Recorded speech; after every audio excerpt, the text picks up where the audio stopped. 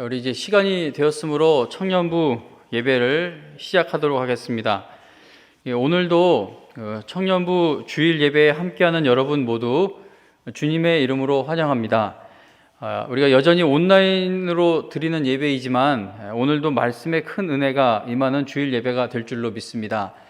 1월 17일까지 아무리 빨라도 한 1월 말은 되어야 현장 예배가 가능할 것 같습니다. 우리 지금 영상으로 드리고 있는 청년들 몇 명이나 될지 궁금하기도 하고, 여러분 모두 주일 예배를 잘 드리고 있는지 또 걱정이 되기도 합니다.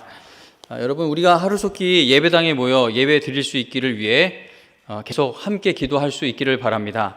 그리고 청년부 교회 소식은 여러분들 청년들은 카톡이나 이런 걸로 주보를 잘 받아볼 수 있으니까 제가 특별히 이 앞에서 다시 이렇게 광고하거나 하진 않겠습니다. 여러분, 목자들이 전달해주는 청년부 주보 내용 잘 보시고, 이번 주일 같은 경우에는 황삼순 선교사님, 최인필 선교사님 선교지 소식도 실어드렸습니다. 꼭 잘 꼼꼼히 읽어보고 선교사님들 위해 계속 기도해 주면 감사하겠습니다. 우리 다 같이 사도신경으로 우리의 신앙을 고백하겠습니다. 전능하사 천지를 만드신 하나님 아버지를 내가 믿사오며 그 외아들 우리 주 예수 그리스도를 믿사오니 이는 성령으로 잉태하사 동정녀 마리아에게 나시고 본디오 빌라도에게 고난을 받으사 십자가에 못 박혀 죽으시고 장사한 지 사흘 만에 죽은 자 가운데서 다시 살아나시며 하늘에 오르사 전능하신 하나님 우편에 앉아 계시다가 저리로서 산 자와 죽은 자를 심판하러 오시리라.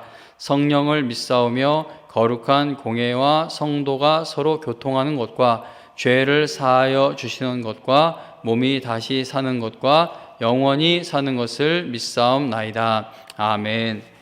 찬송가 551장, 찬송가 551장 찬송 부른 후에 박인구 장로님께서 기도해 주시겠습니다.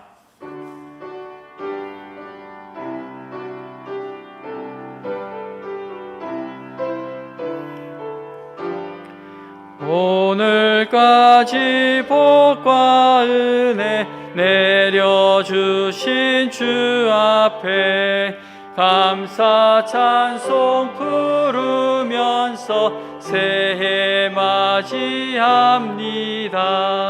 우리 갈 길 비춰주는 주의 빛을 기리고 사랑 줄로 매여주는 은혜 찬양합니다.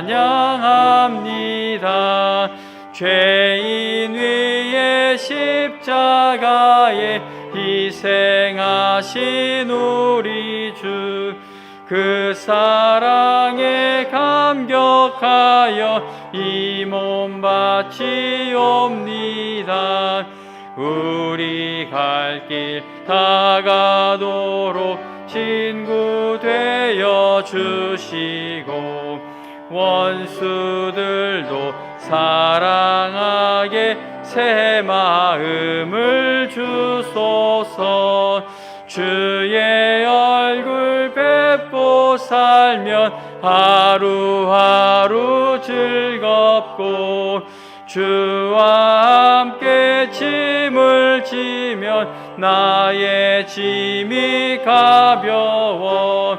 이 땅 위에 영광의 날 밝아오는 때까지 사랑 깃발 휘날리며 봉사하며 살리라. 아멘.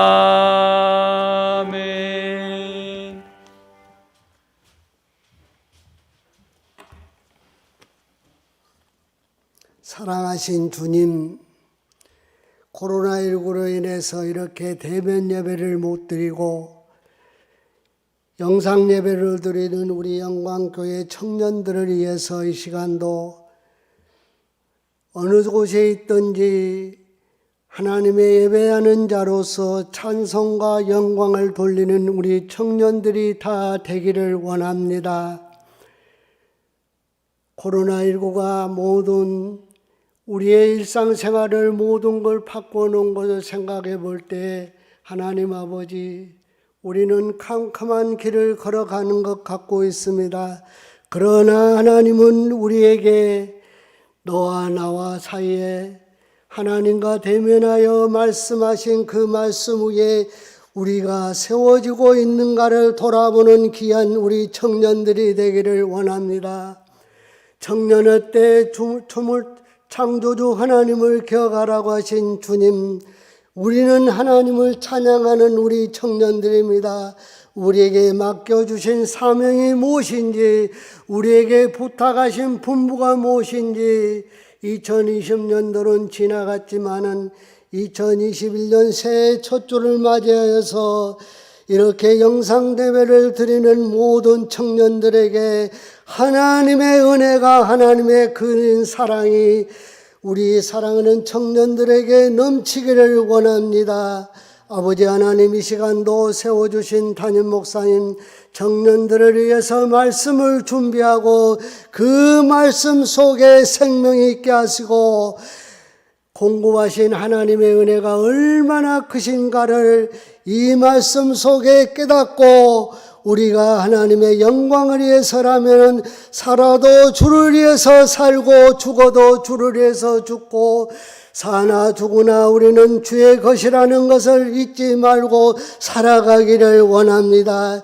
직장을 위해서 애쓰는 우리 청년들에게는 갈 길을 가르쳐 주시고 하나님의 말씀 속에 우리의 모든 것을 갈 길을 밝혀주신 그 말씀 속에 세워주셔서 2021년도에도 하나님의 은혜 가운데 우리 청년들이 살아가는데 부족함이 없게 공급해 주신 하나님의 은혜로 살아가기를 원합니다.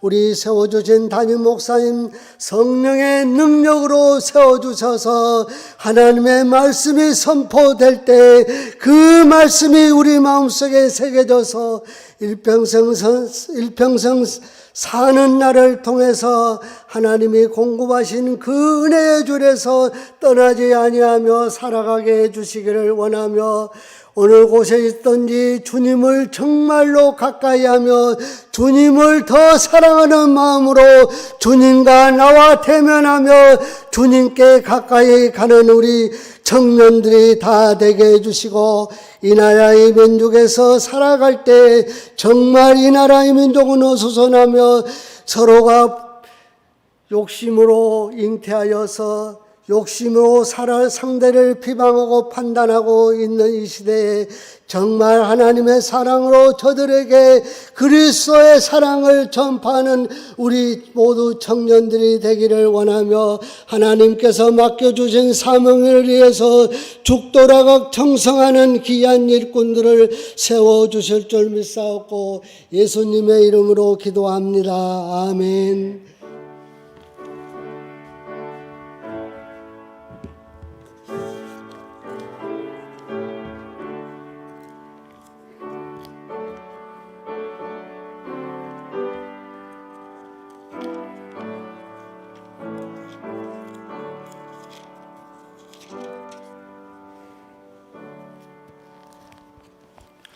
오늘 함께 은혜 받을 하나님의 말씀은 열왕기상 17장입니다. 열왕기상 17장 8절에서 16절입니다. 열왕기상 17장 8절에서 16절까지 말씀, 하나님 말씀 읽어드립니다.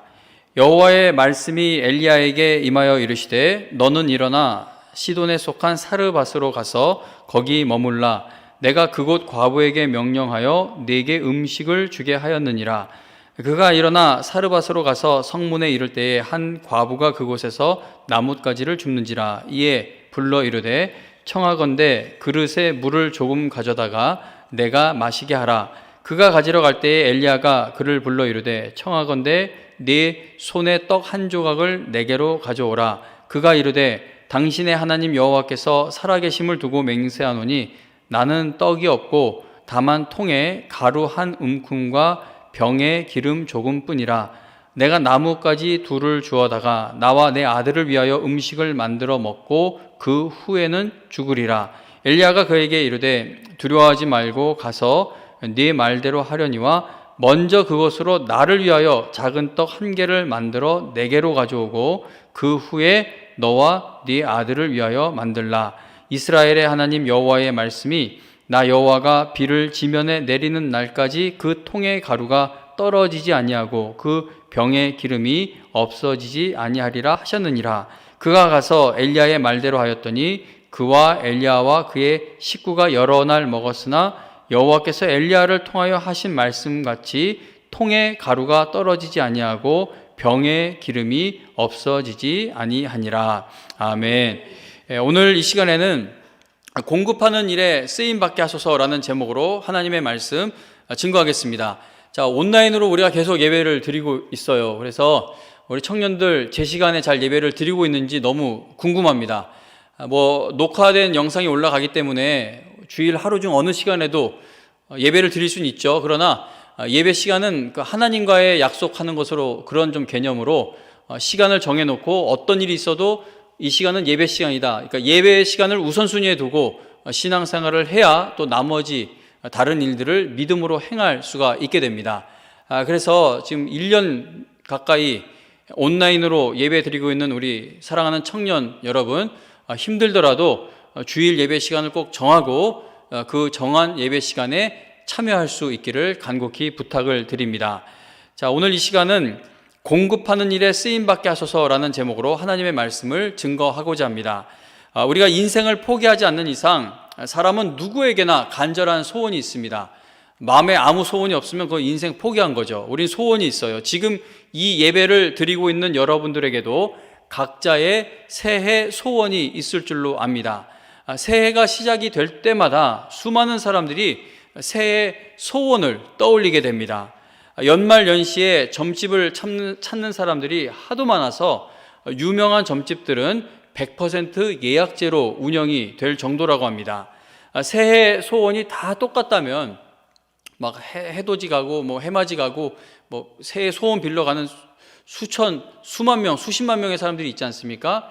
근데 그 소원 비는 사람들의 그 마음의 바람이 다 똑같다면은 그냥 대표 한 사람 뽑아서 점집에 보내면 될 것입니다. 그러나 간절하게 바라는 소원들이 각자가 다 다르기 때문에 그럴 수가 없는 것이죠. 자, 우리는 그렇게 각자 바라는 일들이 다 다릅니다. 그런데 각양각색의 수많은 소원들 속에서 한 가지 공통점은 있습니다. 자, 그 공통점은 바로 내 유익을 위해 소원을 갖는다는 겁니다. 나는 나라가 잘 되기를 바라요. 그것도 나라가 잘 돼서 내가 잘 되기를 바라는 어떤 그런 이유가 있는 것이죠.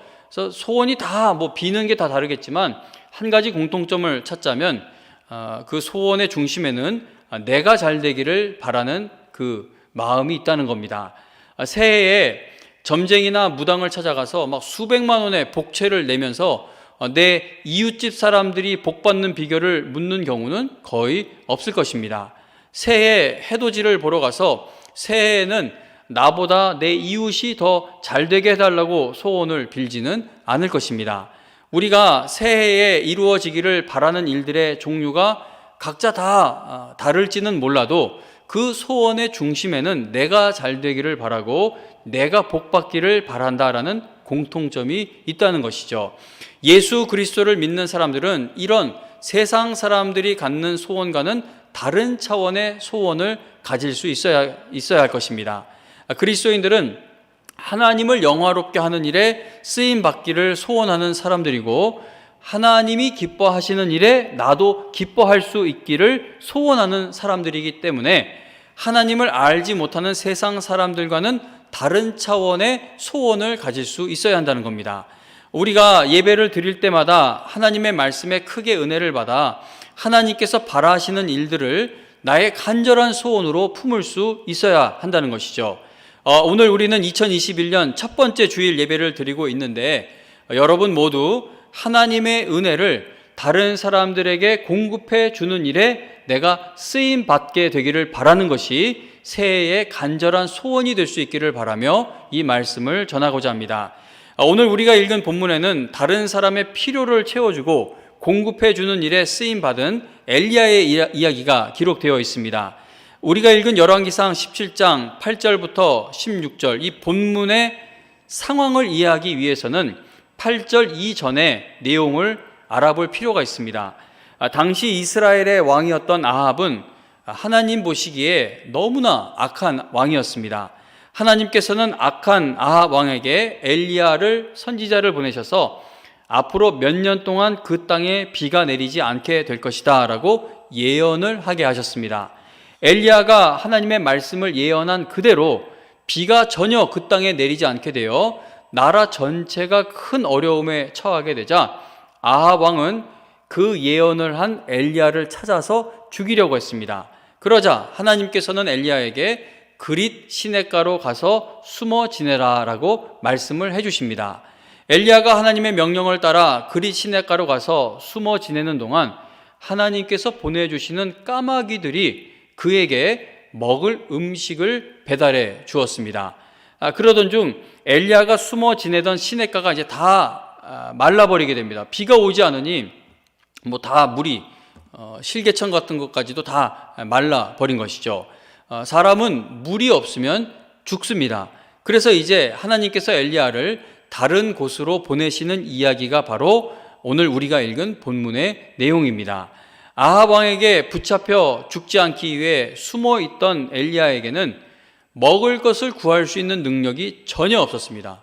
엘리야는 먹을 걸 어떻게 찾을 수가 없는 사람입니다. 엘리야는 누구를 도울 만한 처지가 아니었다는 것이죠. 엘리야는 누군가로부터 도움을 절대적으로 받아야 할 필요가 있는 상황이었습니다.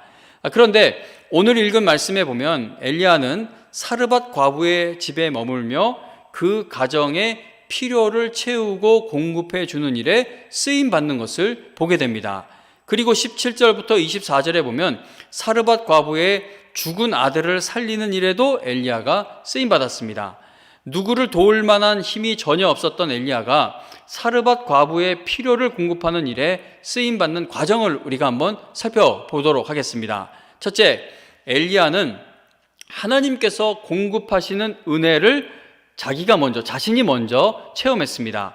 앞서 말씀드렸듯이 하나님의 말씀을 전하는 일에 순종하다가 이제 도망자 신세가 된 엘리야는 처음 숨게 된 장소가 그릿 시냇가였습니다. 하나님께서는 엘리야를 누군가가 음식을 공급해 주지 않으면 굶어 죽게 될 수밖에 없는 장소에 숨게 하신 거예요. 그릿 시냇가에 숨은 엘리야에게 누가 음식을 공급해 주었습니까? 숨긴 숨었는데 먹을 게 없으면 숨어봐야 뭐합니까? 굶어 죽지 않습니까? 그러면 먹을 게 필요해요. 누가 그에게 음식을 공급해 주었죠? 까마귀들이 먹을 것을 배달해 주었습니다. 엘리야는 하나님께서 까마귀와 같은 새를 통해서도 일용할 양식을 공급해 주신다는 큰 은혜를 체험한 겁니다.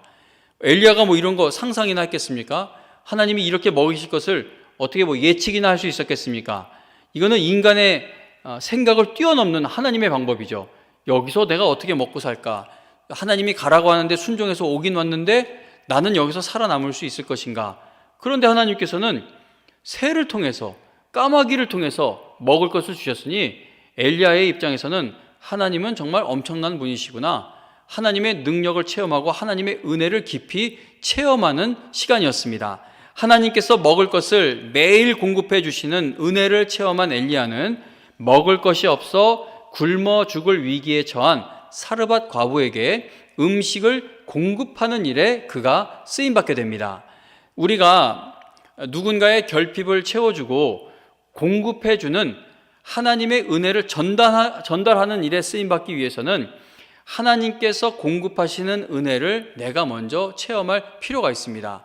사르밧 과부의 필요를 채우는 자로 쓰임받기 위해서는 그릿 시냇가에서 내가 하나님의 은혜를 먼저 체험하는 그 순서가 앞에 있어야 한다는 겁니다.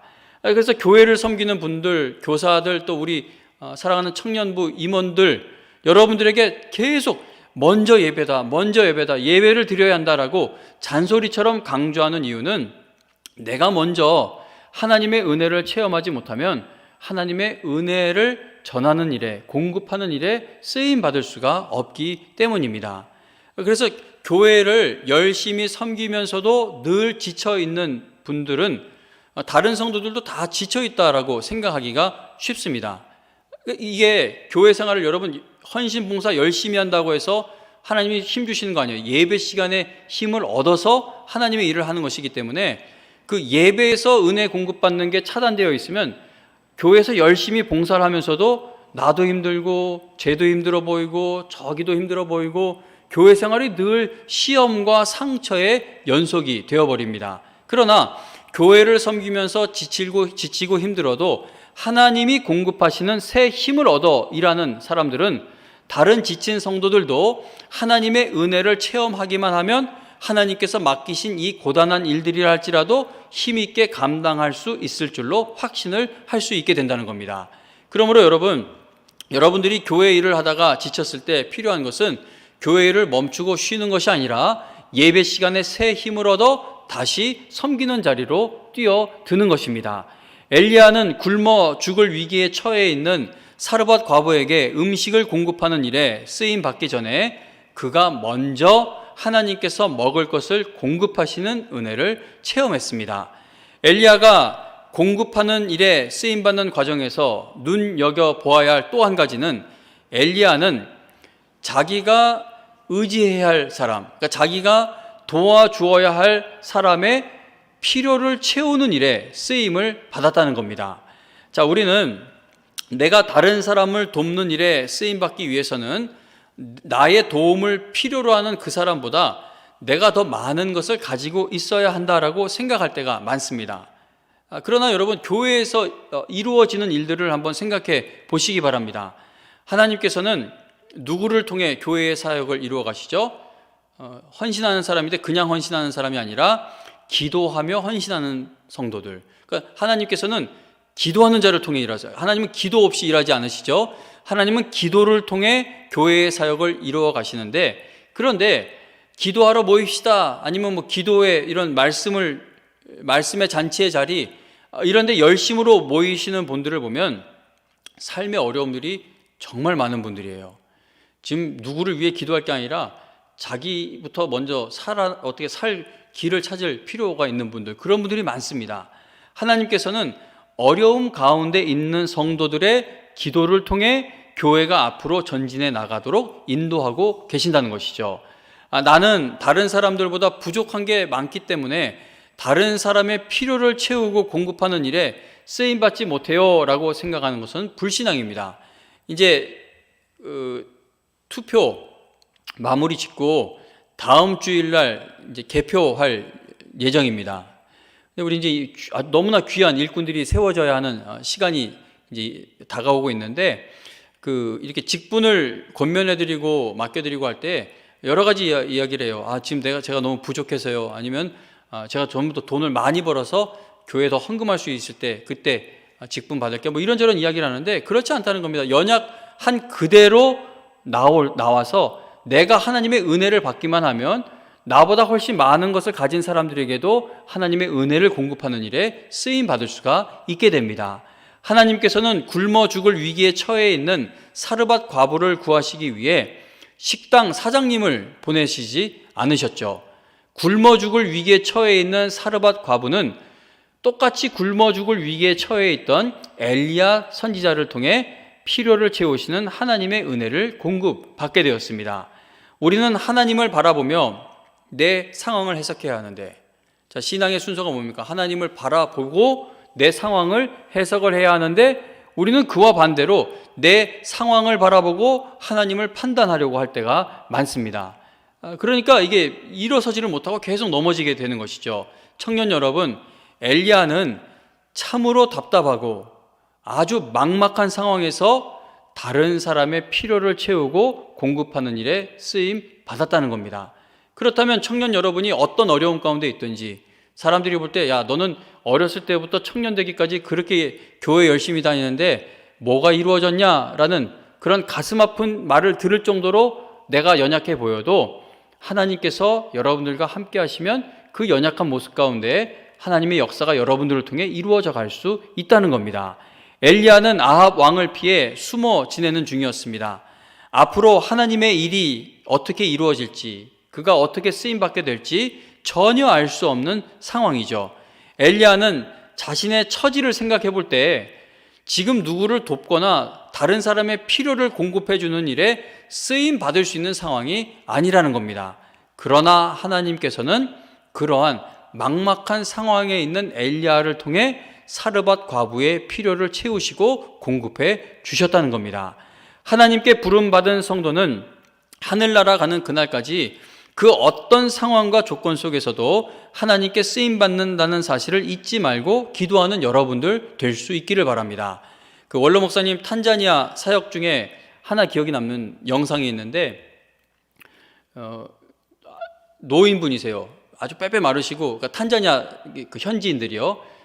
이제 원로 목사님 사역은 탄자니아 그 오지 아주 깊은 시골로 들어가시는데, 근데 이제 원로 목사님이 어떤 분의 도움을 받아서 어떻게 이렇게 저렇게 찾아간 그 시골 속의 한 마을에 교회를 이제 세울 수 있게 되었어요. 근데 이제 막 사람들이 막 기뻐서 막 뛰고 찬양하고 난리가 났죠.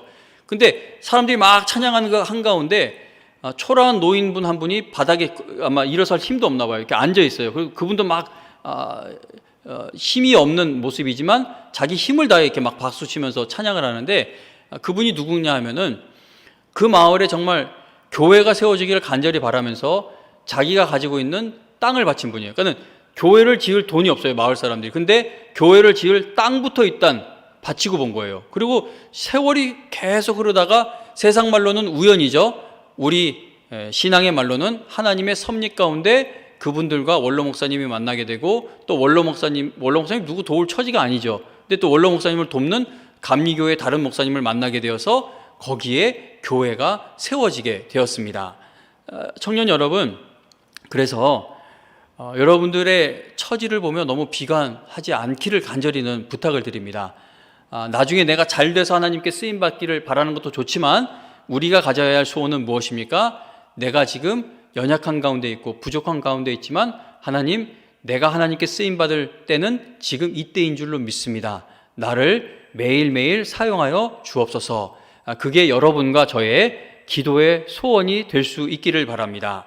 셋째로, 엘리야는 자신이 전혀 힘을 쓸 수 없는 장소에서 다른 사람의 필요를 공급하는 일에 쓰임받았습니다.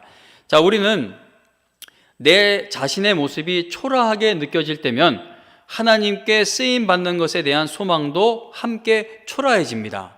자, 그러나 엘리야를 보시기 바랍니다. 엘리야가 피신한 시돈 지역, 여기는요 아합 왕의 아내인 이세벨의 고향입니다.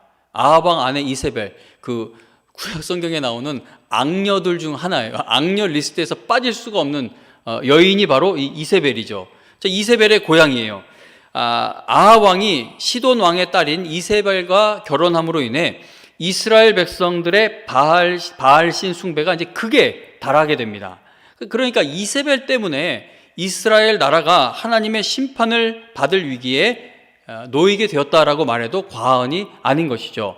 그런데 하나님께서는 하고 많은 장소 중에 하필이면 엘리야에게 엄청난 심적 고통을 안겨줄 수 있는 장소인 시돈에 가서 머물게 하신 겁니다. 만일 하나님께서, 자 엘리야야, 그리 시냇가가 말라가는데 너 어디로 가고 싶어? 어디로 가서 숨는 게 너한테 좋겠니? 네가 선택해봐 라고 하나님이 그렇게 선택권을 주셨다면 엘리야는 절대 시돈 지역을 피신 장소로 선택하지 않았을 것입니다. 그러나 하나님께서는 엘리야에게 두려움을 크게 줄지도 모르는 장소인 시돈으로 가서 거기서 머무르게 하셨습니다. 청년 여러분, 나를 위축되게 만드는 환경 가운데 있다 할지라도 거기에서도 하나님은 여러분들을 사용하셔서 하나님의 은혜가 필요한 자들을 도우실 수 있다라는 사실을 믿고 기도하는 여러분 모두 될 수 있기를 바랍니다. 구해야 돼요. 구해야 받고 구해야 쓰임을 받죠. 저는 청년부 오래 떠나 있다가 와가지고 또 왜 몇 주나 저러려고 또 저러나. 사실 힘이 안 나는 건 사실이에요. 왜냐하면 이 넓은 예배당에 뭐 몇 명이나 앉아 있습니까? 그리고 온라인도 여러분들을 의심하면 안 되는데 이 친구들이 진짜 생방송으로 예배를 드리고 있을까 막 궁금해요. 확인하고 싶은데 확인하면 차단당할까봐 확인도 못하고 있습니다. 자, 여러분, 하나님 앞에 구하는 여러분들 될 수 있기를 바랍니다. 저는 청년 때, 신학생 때 하나님 앞에 엎드려 때로는 기숙사방에 밖에 소리 들릴까봐 룸메이트 없을 때 이불 뒤집어 쓰고 하나님 앞에 기도했던 것들이 내가 원하는 때 이루어지지는 않았었지만 하나님이 원하시는 때, 하나님이 정하신 때에 다 이루어졌고 지금 이루어져 가고 있습니다. 청년의 때에 드리는 기도가 얼마나 귀한지 모릅니다. 기도에 힘을 내는 여러분들 될 수 있기를 바랍니다. 넷째로 엘리야는 자신을 원망하는 사람을 돕는 일에 쓰임받았습니다. 원망의 말을 듣는 것은 너무나 마음 상하는 일이에요. 특히 도와주었던 사람으로부터 원망의 말을 듣게 되면 마음이 정말 찢어집니다. 사르밧 과부의 집에 머물던 엘리야에게 어떤 일이 일어나게 되었는지 열왕기상 17장 17절과 18절을 보겠습니다. 열왕기상 17장 17절 18절에 보면 이 일 후에, 어떤 일 후죠? 굶어 죽을 위기에 처했던 사르밧 과부가 엘리야 선지자를 만나게 되어 이제 그 집에 양식이 떨어지지 않게 되는 그 기적을 체험한 후에 어떤 일이 일어납니까? 그 집 주인 되는 여인의 아들이 병들어 증세가 심히 위중하다가 숨이 끊어진지라. 여인이 엘리야에게 이르되 하나님의 사람이여, 당신이 나와 더불어 무슨 상관이 있기로 내 죄를 생각나게 하고 또 내 아들을 죽게 하려고 내게 오셨나이까. 자, 여러분, 엘리야의 입장에 한번 되어보세요. 얼마나 황당합니까? 사르밧 과부가 엘리야에게 숙식을 제공을 하고 있기는 하지만 지금 그 집에 양식이 떨어지지 않는, 양식이 넉넉하게 있는 그 기적이 일어나는 것은 엘리야가 그 가정에 함께하고 있었기 때문입니다. 엘리야를 만났기 때문에 사르밧 과부와 그의 아들은 굶어 죽지 않고 살아남을 수 있었다는 것이죠. 그들의 집에 먹을 양식이 떨어지지 않고 있는 것은 엘리야를 만났기 때문이었습니다. 그런데 아들이 병이 들어서 죽게 되자 엘리야가 병들게 한 것도 아니고 그냥 어느 날 이렇게 비참한 일이 벌어진 거예요. 엘리야가 한 일이 아니에요. 근데 아들이 죽자 이 여인은 엘리야 때문에 죽었다라고 원망을 합니다. 그러자 엘리야가 어떻게 반응합니까? 엘리야는 자기를 원망하는 것에 대해서는 전혀 반응을 하지 않고 과부의 죽은 아들을 살리는 일에 집중을 합니다. 19절부터 24절을 계속 읽어드릴게요. 19절부터 24절 보시면 엘리야가 그에게 그의 아들을 달라 하여 그를 그 여인의 품에서 받아 안고 자기가 거처하는 다락에 올라가서 자기 침상에 누이고 여호와께 부르짖어 이르되 내 하나님 여호와여, 주께서 또 내가 우거하는 집 과부에게 재앙을 내리사 그 아들이 죽게 하셨나이까 하고 그 아이 위에 몸을 3번 펴서 엎드리고 여호와께 부르짖어 이르되 내 하나님 여호와여, 원하건대 이 아이의 혼으로 그의 몸에 돌아오게 하옵소서 하니 여호와께서 엘리야의 소리를 들으심으로 그 아이의 혼이 몸으로 돌아오고 살아난지라. 엘리야가 그 아이를 안고 다락에서 방으로 내려가서 그의 어머니에게 주며 이르되 보라, 네 아들이 살아났느니라. 여인이 엘리야에게 이르되 내가 이제야 당신은 하나님의 사람이시오, 당신의 입에 있는 여호와의 말씀이 진실한 줄 아노라 하니라. 아멘. 엘리야가 말도 안 되는 원망의 말을 듣고 어떻게 행동을 했죠? 원망받는 것에 대해 억울해하지 않고 나 너 때문에 상처받았어, 관도 나 이 집에서 나갈래, 그렇게 반응하지 않고 오히려 자신을 원망받게 하는 그 원인 되는 죽은 아들을 자기 품에 안고 하나님께 부르짖었습니다. 이것이 바로 하나님께 쓰임받는 성도들의 특징인 것이죠. 만일 엘리야가 사르밧 과부 때문에 나 상처받고 시험 들었다라고 하면서 거기서 그냥 주저앉았다면 그는 하나님께서 죽은 자를 살리시는 일에 쓰임받지 못했을 것입니다. 저는 우리 영광교회 청년들의 삶이 하나님을 믿었더니 나 이런 복 받았고 저런 복 받았다라고 간증하는 것을 넘어 나는 하나님을 믿었더니 이렇게 저렇게 쓰임 받았다라는 것을 간증할 수 있는 삶이 되기를 간절히 바라며 기도를 합니다. 충북 음성에는 천주교에서 운영하는 한국 최대의 사회복지시설인 꽃동네라는 곳이 있습니다. 많은 장애인들과 보호가 필요한 사람들을 돌보는 꽃동네는 1976년 말 오웅진 신부님이 시작한 복지기관인데, 이 오웅진 신부님이 꽃동네를 운영하면서 겪었던 일들을 들어보면 어려움이 정말 많았습니다. 쉬운 일이 없죠. 근데 이런 불쌍한 사람들 돕는 것도 정말 어려운 일이에요. 거린들을 도와주는 것이 어려운 일이죠. 오랜 시간 거지들과 생활하던 신부님은 거지의 습성을 깨닫고 이런 말을 한 적이 있습니다. 그러니까 신부님의 표현을 그대로 읽어드립니다. 이 신부님이 이렇게 얘기해요. 거지란 달라고 할 줄만 알지 줄 줄은 전혀 모르는 사람들입니다. 왜냐하면 정신적으로나 육체적으로나 너무 굶주려 있기 때문입니다. 그래서 거지들에게 풍요로운 음식을 주면은 배불리 먹고 남게 되어도 다른 사람에게 줄 줄을 모릅니다. 거지들은 자신만을 위해 살기 때문에 베풀 줄을 모르는 것이죠. 이러한 사람들을 끊임없이 사랑해 줄 사람이 필요한 것입니다. 오웅진 신부님은 이처럼 불쌍한 거지들을 위해 살다가 죽는 것이 자신의 소망이다라고 그렇게 밝혔습니다. 하나님께서는 우리를 하나님의 은혜를 전하는 일에 쓰시려고 우리를 부르셨습니다. 그런데 우리가 하나님의 은혜를 공급하는 일에 쓰임받았다는 것에는 간증할 것이 전혀 없고, 하나님께로부터 받은 것만 간증할 것이 남는 인생이 된다면, 하나님 앞에 맨날 달라고만 하다가 끝나는 신앙생활이 된다면, 그것은 좀 격한 표현으로 오웅진 신부님의 이야기처럼 거지 같은 신앙이고 거지 같은 교회가 아닐까 생각을 해보게 됩니다. 나눌 줄 모르는 게 거지의 특성이라면 우리 신앙이 그렇게 되어서는 안 된다는 것이죠. 오늘 이 설교 말씀은요, 한 2년 전쯤에 송구영신 예배 때 전했던 말씀입니다.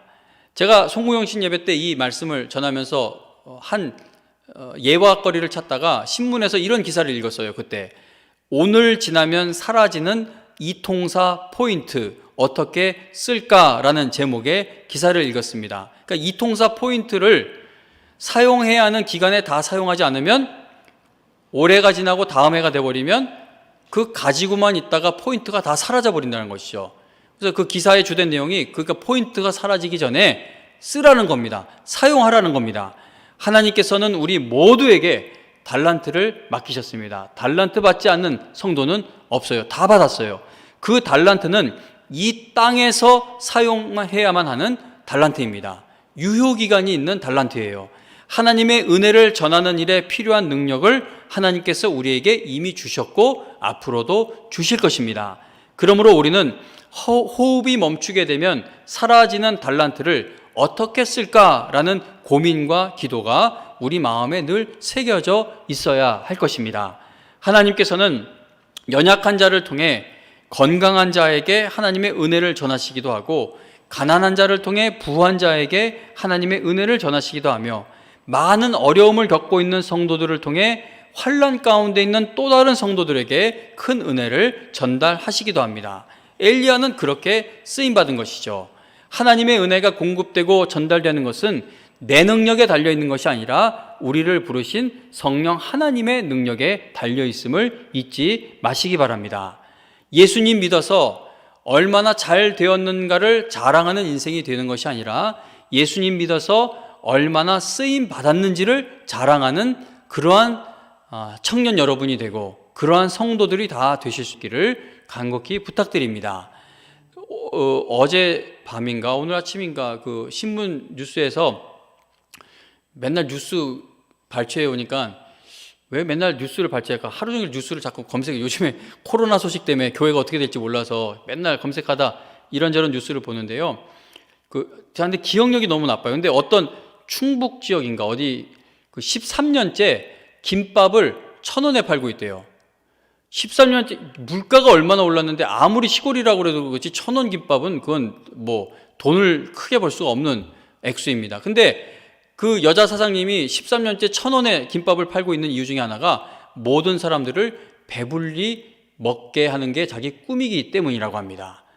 성도님 여러분, 세상 사람들도 베풀기를 바라는 것이 마음의 중심에 있을 때 그렇게 쓰임 받을 수 있는데, 하나님께 큰 복과 은혜를 받는 그 길이 열리는 우리들은 얼마나 더 베푸는 일에, 공급하는 일에 쓰임 받기 위한 간절한 소원이 있어야겠습니까? 새해가 시작되었어요. 여러분 모두 새해에는 공급하는 일에 쓰임 받는 복을 받게 되기를 바랍니다. 영광교회 설립 50주년이 되는 해입니다.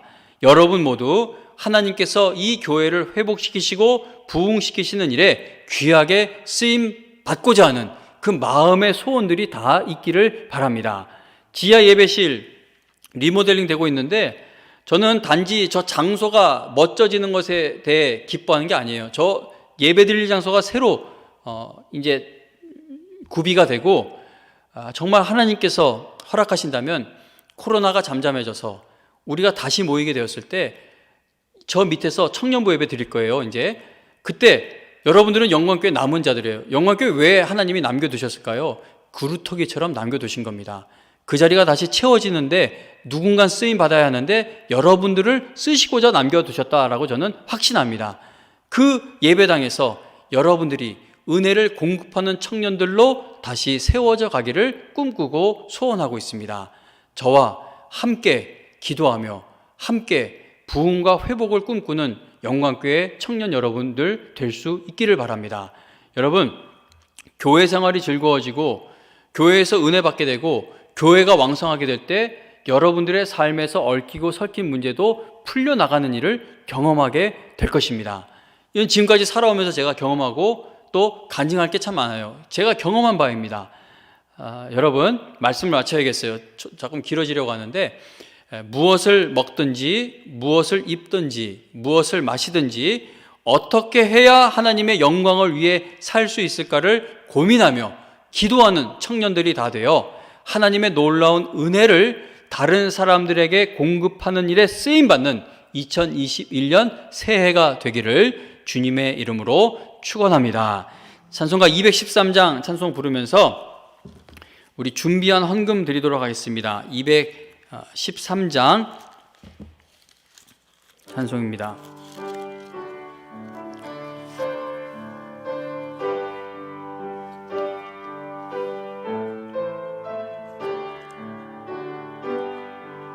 나의 생명 드리니 주여 받아주셔서 세상 살아갈 동안 찬송하게 하소서. 손과 발을 드리니 주여 받아주셔서 주의 일을 위하여 민첩하게 하소서. 나의 음성 들으니 주여 받아주셔서 주의 진리 말씀만 전파하게 하소서. 나의 보화 드리니 주여 받아주셔서 하늘나라 위하여 주 뜻대로 쓰소서. 나의 시간 드리니 주여 받아주셔서 평생토록 주 위에 봉사하게 하소서. 아멘.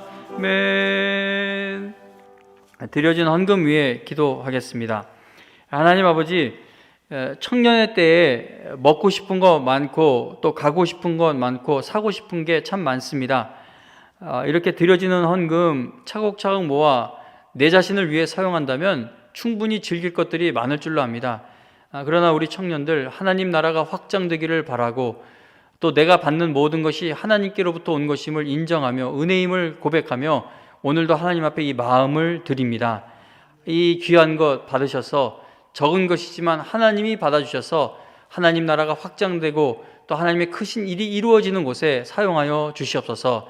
청년의 때부터 드리는 것에 있어 아끼지 않는 우리 청년들 긍휼히 여기시고 하나님 또 힘을 더해 주셔서 이들이 앞으로 이 땅에서 살아가는 동안 하나님께 드리는 일에 있어서도 힘 약해지지 않을 수 있도록 하나님 직장에서의 위치가 견고케 하여 주시고 또 두드리고 있는 취업의 문도 하루속히 열려지게 하여 주시옵소서. 하나님, 청년 정말 어려운 때를 살아가고 있습니다. 정말 어렵습니다. 우리 어른들이 볼 때는 옛날 겪었던 그 시대보단 그래도 풍족하다고 하지만 그러나 하나님 또 여기서 살아내야 하는 청년들은 너무나 많은 어려움이 있고 또 하나님 고민들이 있습니다. 어떤 고민과 어려움 가운데 있든지 하나님께 쓰임받고 싶다는 그 열망이 살아날 때에 하나님께서 인도하시는 길도 열려지게 될 줄로 믿습니다.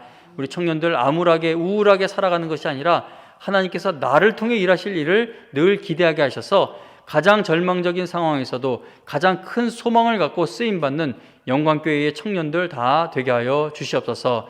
오늘도 이곳에 우리가 모이게 하시고 또 영상으로 예배를 드리게 하신 것 정말 진심으로 감사드리며 예수님의 이름으로 기도합니다. 아멘. 축도로 마치겠습니다. 이제는 우리 주 예수 그리스도의 은혜와 하나님 아버지의 극진하신 사랑과 성령 하나님의 인도하시며 우리의 기도를 쉬지 않고 도우시는 그 은혜가 오늘 이 예배를 드리며 내 남은 삶이 하나님의 뜻대로 쓰임받는 삶이 되기를 바라는 우리 모든 청년들 머리 위에 지금으로부터 영원토록 함께하여 주시기를 간절히 축원하옵나이다. 아멘. 감사합니다. 하나님, 오늘도 우리를 이 자리로 불러주신 은혜 감사드립니다. 우리 청년들 하나님, 어두운 시대이고 암울한 시대이지만 하나님이 주시는 꿈을 가지고 살아가게 하여 주시고 하나님께 쓰임받는 그러한 청년들 다 되게 하여 주시기 간절히 바랍니다.